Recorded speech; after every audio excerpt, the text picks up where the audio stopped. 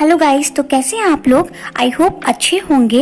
Welcome to the Bhavna pharmacy academy.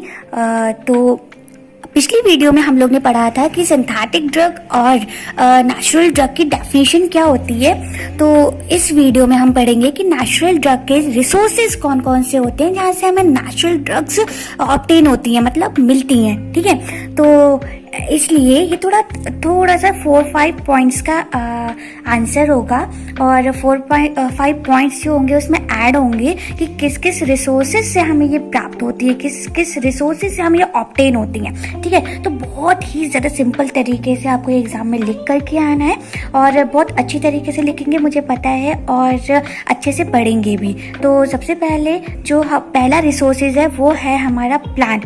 हमें जो drugs होती हैं वो प्लांट से मिलती हैं। मोस्ट ऑफ द जो ड्रग्स होती हैं वो हमें प्लांट से मिलती हैं। फॉर एग्जाम्पल जैसे कि जिंजर, अब इसको जो ड्रग मिल रही है उसका यूज़ क्या है, वो किस ट्रीटमेंट में यूज़ हो रही है। ठीक है, ये भी पता होना चाहिए हमें। तो प्लांट से हमें जैसे कि जिंजर मिलती है, जिंजर और टर्मरिक और ओपियम। तो जिंजर का काम क्या होता है कि हमें कफ एंड कोल्ड यानी कि खांसी जुकाम जो होता है उसमें हेल्पफुल करती है, मतलब हेल्प करती है उसको रिकवर करने में। और टर्मरिक यानी कि वुंड हीलिंग्स को इसको कुछ लोग वाउंड हीलिंग्स भी बोलते हैं, but this is not wound healing, it is wrong pronunciation. Okay, the correct pronunciation is wound healing मतलब घाव को भरने के लिए। ओके, और स्किन कैंसर में और स्किन में जो हमारा वेन्स और उसमें आर्टरीज में जो ब्लड हमारा सर्कुलेट होता है उस ब्लड को भी प्यूरिफाई करती है ये टर्मरिक, बहुत ही ज़्यादा बेनिफिशियल होती है। Next opium, analgesic effect. अगर कोई पेन हो रहा है हमें बॉडी में तो उसको ओवरकम करने के लिए, कम करने के लिए ओपियम की जरूरत पड़ती है। ठीक है, ओपियम ना पॉपी प्लांट होता है, पेपावर सोमनिफेरम जिसका बॉटनिकल नेम होता है पेपावेरेसी फैमिली का। Okay, papaver somniferum it's botanical name and Papaveraceae family होती है इसकी। ठीक है, तो उससे ये पॉपी प्लांट्स मिलता है। इसके सीड्स होते हैं, कैप्सूल में सीड्स होते हैं जिससे मॉर्फिन जो होता है वो निकलता है। ठीक है, सबको ही पता होगा मॉर्फिन निकलता है। तो ये एनाल्जेसिक यानी कि पेन किलर का काम करता है। बॉडी में हेडेक हो रहा है या फिर इन्फ्लेमेशन हो रहा है तो फिर उसको ओवरकम करने के लिए, उसको कम करने के लिए ओपियम का जरूरत पड़ता है। तो किससे मिलता है? प्लांट से, यानी कि एक रिसोर्स हो गया प्लांट। अब नेक्स्ट हम पढ़ते हैं कि नेक्स्ट रिसोर्स क्या है। देखो, नेक्स्ट रिसोर्स है हमारा एनिमल ड्रग्स, यानी कि जो ड्रग्स हमें एनिमल से मिलती हैं वैसी कौन सी ड्रग है। तो सबसे पहले है बहुत ही ज़्यादा सिंपल तरीके से ये सब आपको बताया जा रहा है। अगर आपको ये वीडियो अच्छी लग रही हो तो ज़रूर से ज़रूर मेरे चैनल को सब्सक्राइब कीजिए और इस वीडियो को शेयर कीजिए और साथ ही साथ स्क्रीनशॉट भी लेते चलिए इन सारी चीज़ों का, डेफिनेशंस का। ओके, जो कि बहुत ही ज़्यादा हेल्पफुल होने वाली है आपको एग्जामिनेशन में। ठीक है, तो एनिमल से हमें जो ड्रग्स मिल रही है वो है हनी तो जानते हैं हम कहाँ से मिलता है, बीज जो होती हैं मधुमक्खी उससे मिलता है, जो कि उसकी प्रॉपर्टीज क्या होती है, उसकी प्रॉपर्टीज होती है एंटीसेप्टिक, एंटीबैक्टीरियल। ठीक है, तो क्या बोलते हैं, ये हो गया हनी का काम। बीज वैक्स यानी कि जो छत्ता होता है, बीज वैक्स जो क्रीमी सा उसमें हाइव जो होता है ना, हाइव यानी कि छत्ता, उसी से बीज वैक्स भी मिलता है जो कि क्रीम्स बनाने के लिए यूजफुल होता है। ठीक है, अब थर्ड है मिनरल्स से हमें कौन सी ड्रग्स मिलती है।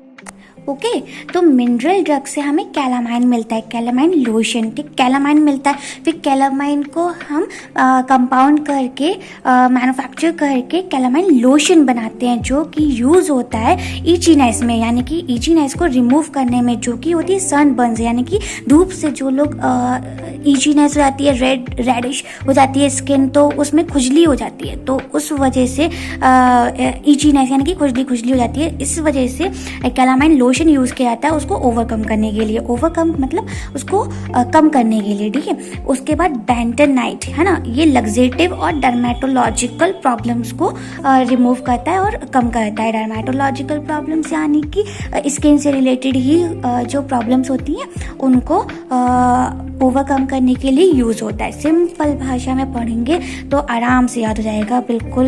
मतलब कोई भी इधर उधर के वर्ड्स आलतू फालतू लिखने की कोई भी ज़रूरत नहीं है। सिंपली आप आराम से हेडिंग डालो और उसके नीचे हनी लिखो, जैसे कि हनी लिखो और उसके आगे डैश लगा करके उसकी प्रॉपर्टी लिख दो। फिर नेक्स्ट लाइन में आप बीसवैक्स लिखो, उसकी प्रॉपर्टीज लिख दो कि वो क्या करता है, ऐसे करके लिखो, ठीक है।